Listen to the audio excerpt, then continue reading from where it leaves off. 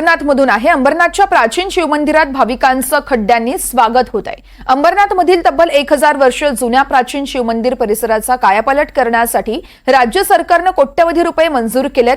यातून शिवमंदिर परिसराचा उज्जैन आणि काशीच्या धर्तीवरती कॉरिडॉर निर्मिती करून विकास केला जाणार आहे।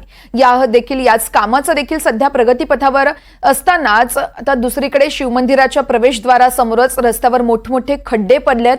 त्यामुळे एकीकडे कॉरिडॉरच्या या संपूर्ण कामाचा आणि या संपूर्ण गोष्टींचा आढावा घेतला आहे आमच्या प्रतिनिधींनी, तो आपण पाहूयात। सध्या मी आहे अंबरनाथ शहरामध्ये।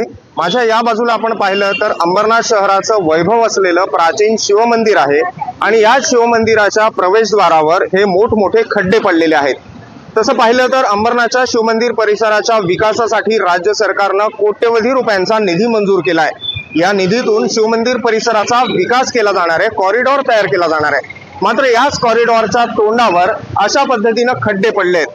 शिवमंदिराची लोकप्रियता ही मागील काही वर्षात मोठ्या प्रमाणात वाढलेली आहे। शिवमंदिरात दर्शनासाठी दूरदूरून भाविक अंबरनाथ शहरात येत असतात। विशेषतः श्रावण महिन्यात तर मोठ्या प्रमाणात भाविक अंबरनाथच्या या प्राचीन शिवमंदिरात दर्शनासाठी येत असतात।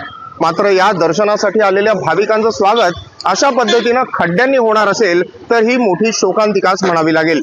त्यामुळे अंबरनाथ नगरपालिका या सगळ्या परिस्थितीकडे कधी लक्ष देते हे पाहावं लागेल। निनाद करमरकर, NDTV मराठी, अंबरनाथ।